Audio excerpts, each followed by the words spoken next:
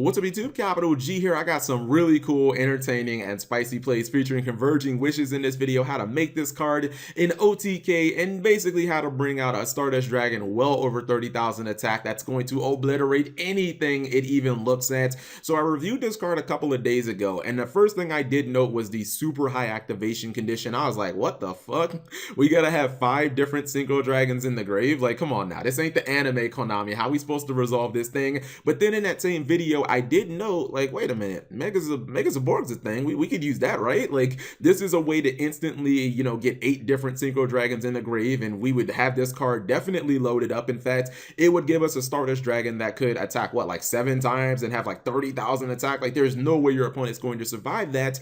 And I just couldn't figure out how to actually make this an OTK because, you know, I did say in the video, it would have been really nice if they would have made this a spell card. However, the Yu-Gi-Oh community and a lot of creative deck builders have already stepped up. I'm sure you guys have probably seen this on Reddit or Pojo, maybe other YouTubers have posted this, but Temple of the Kings absolutely breaks converging wishes. If you guys don't know about Temple of the Kings, and honestly, I can say in all the time that I've ever played Yu-Gi-Oh, I have never seen Temple of the Kings played in real life, not one time, and it's because the card has basically been banned for about 80% of the time, and then the Konami finally decided to errata the thing, but they kind of butchered it like they did Sinister Serpent, so it really hasn't seen any play. But what it allows you to do is activate a trap card from your hand. Well, not from your hand, but it allows you to activate it the turn that it was actually set. So it basically turns your trap into a spell, and once you resolve the converging wishes, like, the game's over. Unless your opponent has some type of battle stopping card or something that can like bounce your Stardust, like, that motherfucking thing is going to kill everything on the board. So let me go ahead and roll this. And if you guys have actually seen this deck in action, I'm pretty sure you have not actually seen the Ryu Okami. There's actually 2 different versions of the Converging Wishes OTK. Now the thing is, you do have to go second with this deck because if you go first, there's no backup plan. If your opponent forces you to go first, because you have to remember the Stardust Dragon does banish itself during the end phase, so you have no win condition if you go first. You'll actually just lose. So you see here, he's going to activate MegaCapitalG. He used Brilliant Fusion and Level Eater, and at this point, he's just going to basically load up his graveyard with tons and tons of dragons. He activates Temple of the Kings. Out comes Mr. Stardust Dragon at 30,500 attack. This thing can attack, I think, again, like 7 times. That's just, it's stupid. Like, there's nothing your opponent can do at that point unless they have battle traps or they have like Honest or something. Nothing is going to survive that attack. So he just wipes him. That's like an OTK to like the 4th power almost. It's pretty stupid. Let me show you guys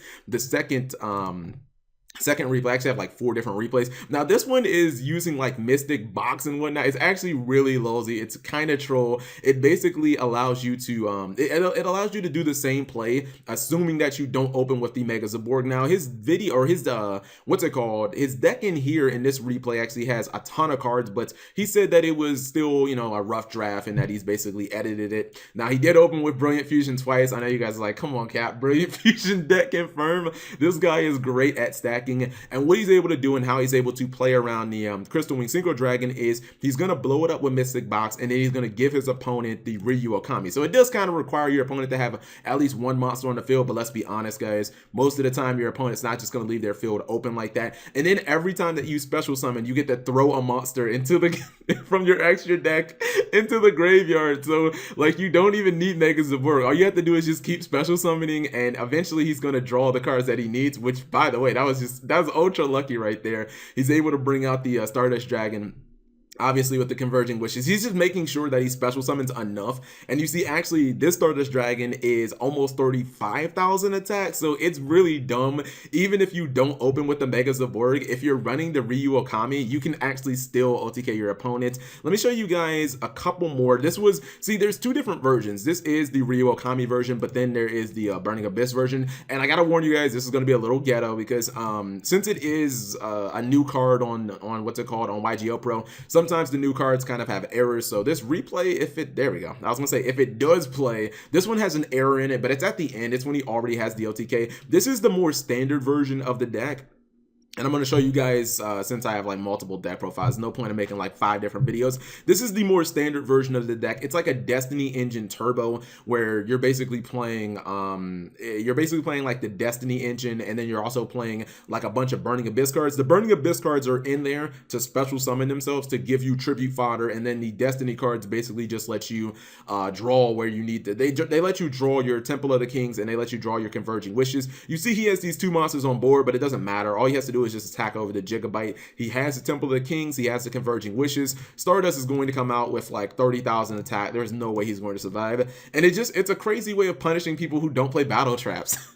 Now, obviously, the competition in these matches, you guys are like, Cap, these guys are playing against the fucking worst decks in history. This is not to be a deck that's taken like actually like this is not going to be like a highly competitive deck. This is a deck that you take to like regionals if you just want to troll people. That is the whole point of this deck. It's just to make your opponent rage quit. Once again, double Burning Abyss.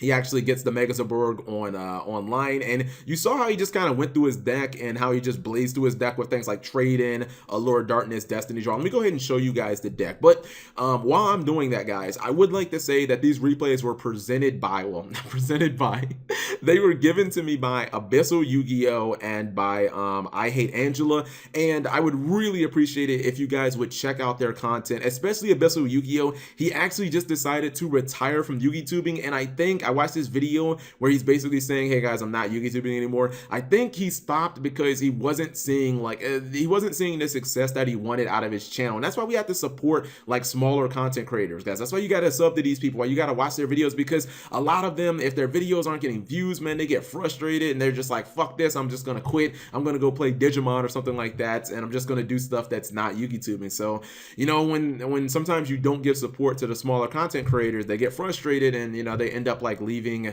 at least Yu-Gi-Tubing. I don't know if he's quitting Yu-Gi-Oh! He'll probably still play or whatnot, but he won't upload any videos, which is a shame because, you know, he uploads these really cool and creative videos, and I'm going to be shouting him out over the next couple of days. So anyways, this is the first version.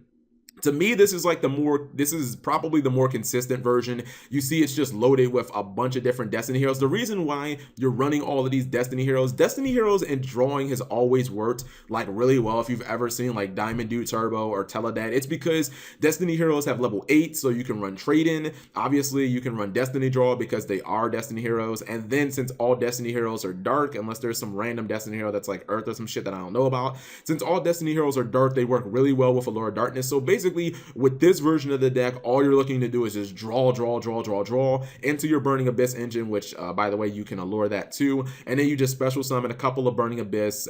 Since you use different names, you can always just special summon them. You're not going to be having any cards on the field that are set or anything like that until you actually want to resolve your Converging Wishes. You just want to get to Zaborg, Converging Wishes, and then Temple of the Kings. But again, make sure you go second with this deck, because if you go first, outside of making Dante, I don't think that like there's basically no plays that this deck has other than kind of like making Dante. Why did I exit out of that? And then this is the second version. This is the Ryu Okami version. This one is just a little more trolly. You see it runs things like Gale Dagra, which can dump monsters from the extra deck into the graveyard. It's not very life point efficient, so you had better win the turn that you use it. But the main condition, if you're not going to go the basic Zaborg route, which you can get your double summons off by or you can get the 2 cards that you need on the field to tribute summon for the Zaborg. You can do that through Brilliant Fusion. Obviously, you just drop what's it called, find a way to get Level Eater into the graveyard, which can be done with Foolish Burial. It can be done with your second summon of like Armageddon Knight, or I guess really just your normal summon of Armageddon Knight. Level Eater and Seraphonite is generally how you're going to tribute for Zaborg, but if you don't happen to draw the Zaborg, obviously Ryu Okami is a second way of activating that. The Ryu Okami basically just lets you special, or it lets you dump a monster from your extra deck into the graveyard every time you special summon. And when you have things like Level Eater and Red Resonator, you can special summon a lot in this deck. So you guys saw it in that first replay. He just special summoned a billion times and he loaded up his extra deck, and then he got to his 2-card combo, Temple of the Kings and Converging Wishes, and then the game's basically over. You also run over your Okami, so you actually, even if your opponent like doesn't have a monster on the field, it doesn't matter because, well, actually, yeah, it does, because if they don't have a monster on the field, you can't activate Mystic Box anyway, so you'll basically just lose. But it's just a little crazy deck that I wanted to show you guys. So anyways, if you guys enjoyed the video, please give the video a thumbs up. Please check out these content creators, these smaller channels, guys. I Hate Angela, Yu-Gi-Oh, or excuse me, Abyssal Yu-Gi-Oh. I think that if he sees his channel start going again, like I think if he got 1,000 subs this week, I think he'd come out of retirement instantly and he'd start making videos again. So anyways, I hope you guys enjoyed this. Give it a thumbs up if you did. Thank you guys for watching. As always, subscribe if you have not already. Almost forgot to explain why Necroz of Unicorn is in this version of the deck. Well, basically with Kaleidoscope, you get to throw the Phonon Post Dragon into the graveyard, which gives you a different Synchro Dragon. Obviously, you definitely want that to power up your Stardust, but in addition, since Necroz of Unicorn has that really cool negate effect, it means that if your opponent has like a Dryden on the field, or if they have like a Crystal Wing Synchro Dragon, cards that can just like disrupt your play, obviously Unicorn will hit the field, it'll negate those, and it just makes it a little easier for your Stardust to just kind of kill them. Your Stardust Dragon's effect will be negated, but it doesn't matter because you're really just using him as a giant battering ram anyways.